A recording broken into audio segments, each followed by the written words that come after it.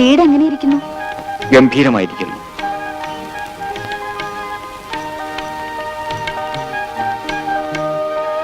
ഇതെല്ലാം കാണുമ്പോ അലാവുദ്ദീനും അത്ഭുത വിളക്കിന്റെയും കഥയാണ് എനിക്ക് ഓർമ്മ വരുന്നത്. പിന്നെ മുകളിൽ സൈഡിലുള്ള ബെഡ്റൂമാണ് ഗീതയ്ക്ക്. എന്റെ മകൾ ഗീതയ്ക്കോ? നമ്മുടെ മോൾക്ക്. അവൾ കഷ്ടപ്പെട്ട് അവിടെ പഠിക്കുകയല്ലേ, ഇനി ഇങ്ങോട്ട് വരട്ടെ. ഈ സ്വത്തുക്കളെല്ലാം അനുഭവിക്കേണ്ടത് ഇനി അവളല്ലേ? ശോഭേ, നിന്നെപ്പോഴും നല്ല മനസ്സുള്ള ഒരു സ്ത്രീയെ ഞാൻ ഇതേവരെ കണ്ടിട്ടില്ല. അപ്പോ ഗീതയ്ക്ക് ലെറ്റർ എഴുതി ഉടനെ ഇനി വരാൻ പറയണം. ശരി. മീനാക്ഷി, ദേ, വിവരം അറിഞ്ഞോ? നമ്മുടെ മോളിപ്പോ ലക്ഷപ്രഭുവായി.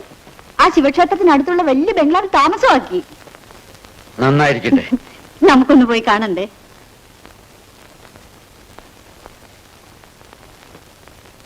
പോണോ? പിന്നെ കല്യാണം കഴിഞ്ഞ് മോളെ പോയെന്ന് കണ്ടില്ലെങ്കിൽ നാട്ടുകാരെന്ത് വിചാരിക്കും? എനിക്കറിയാം എന്റെ അച്ഛനും അമ്മയും വരുമെന്ന്. രക്തബന്ധം മറക്കാൻ ഒക്കുവോ മോളെ? സാറിന് എന്താ കാണാത്തത്? അമ്മ വന്നെന്നറിഞ്ഞ് പേടിച്ച് ഒളിച്ചിരിക്കുക. പോടാ, സാറ് വിവരമുള്ളവനാ.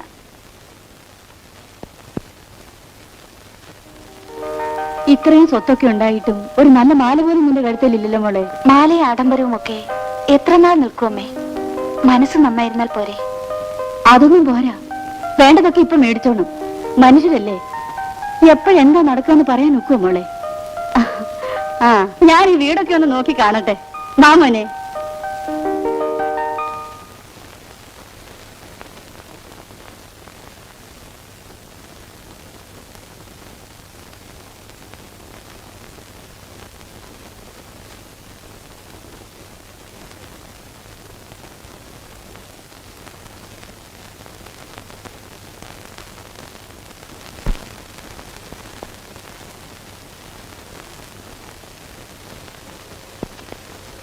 ശോഭേ, പണത്തിന് വേണ്ടി നീ വിവാഹം ചെയ്തുവെന്ന് ഞാൻ വിശ്വസിക്കില്ല.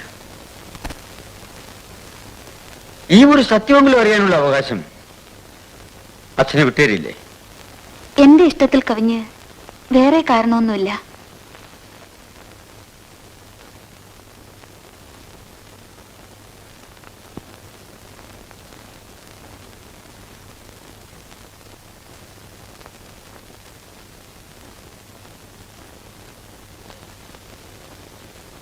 ഒരു മകളെന്ന നിലയിൽ നിനക്ക് എല്ലാം തുറന്നു പറയാൻ കഴിഞ്ഞില്ല എന്ന് വരും.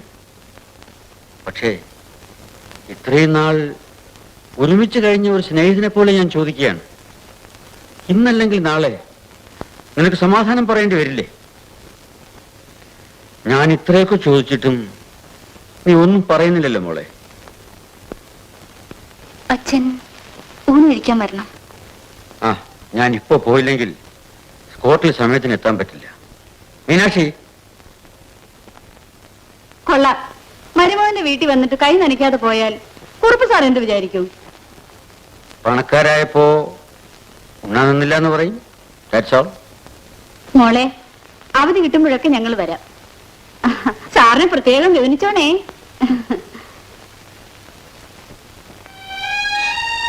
എന്താണ് അവർ ആഹാരം കഴിക്കാതെ പോയത്? അതിന് അച്ഛൻ മറുപടി പറഞ്ഞല്ലോ. നല്ല അന്തസ്സുള്ള ഒരു മനുഷ്യൻ. ആ, ഗീതയുടെ മറുപടി വന്നില്ലല്ലോ. എഴുത്ത് കിട്ടിയാൽ ഉടനെ അവൾ വരും.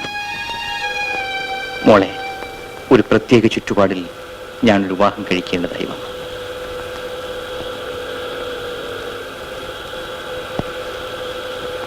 അമ്മയില്ലാതിരുന്ന നിനക്ക് ഒരു ചെറിയമ്മയെ കിട്ടിയിട്ടുണ്ട്. ഞാനിപ്പോ ലക്ഷപ്രഭുവാണ്. ശോഭ വീട്ടിൽ കാലെടുത്ത് വെച്ചതോടെയാണ് നമുക്ക് ഈ ഭാഗ്യം വന്നത്.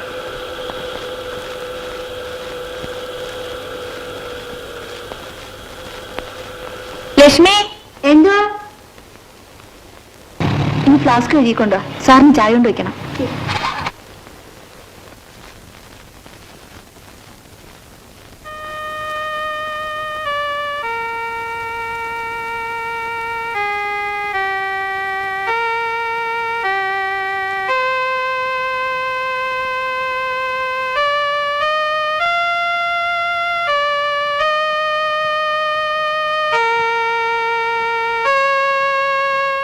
വരൂ ഗീതേ, ഞങ്ങൾ നിന്നെ കാത്തിരിക്കുകയായിരുന്നു.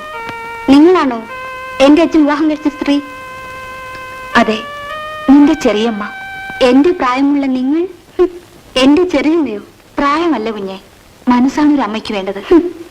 പണത്തിനു വേണ്ടിയുള്ള ഒരു സ്നേഹവും ബന്ധവും. ലക്ഷ്മി, ദാ ഗീതക്കുഞ്ഞിന്റെ ബാഗ് വാങ്ങി മോളിൽ കൊണ്ടുപോകൂ. ഗീതേ, നിനക്ക് അവിടെയാണ് റൂം.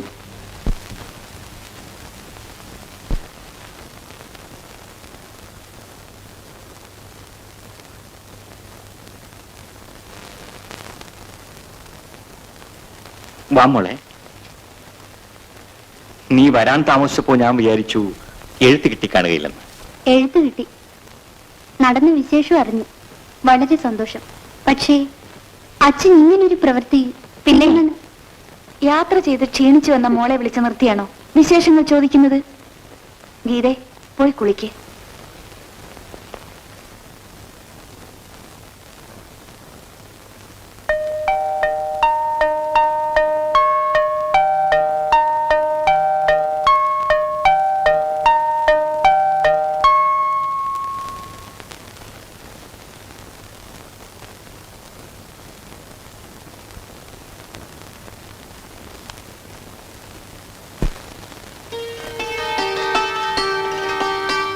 ഇന്ന് ഈ നാടകത്തൊക്കെ മതി.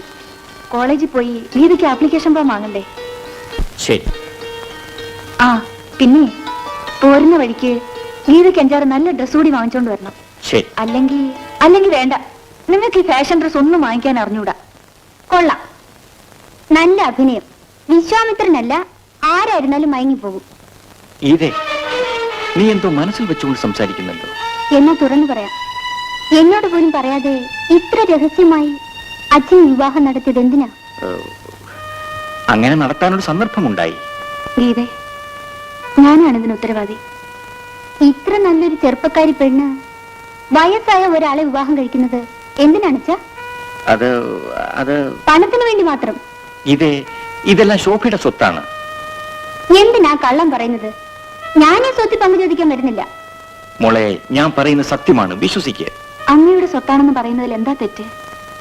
സത്യം പറയാൻ നിങ്ങൾക്കുള്ള ധൈര്യം അച്ഛനെയും കുറച്ച് പഠിപ്പിച്ചാൽ കൊള്ളാം. ആ പിന്നെ, ആദ്യത്തെ ഭാര്യ ഓടിപ്പോയെന്ന് ഒരു ചീത്തപ്പേരുണ്ട്. രണ്ടാമത്തെ ഭാര്യയും ഓടിപ്പോകാതെ സൂക്ഷിച്ചാൽ നല്ലത്.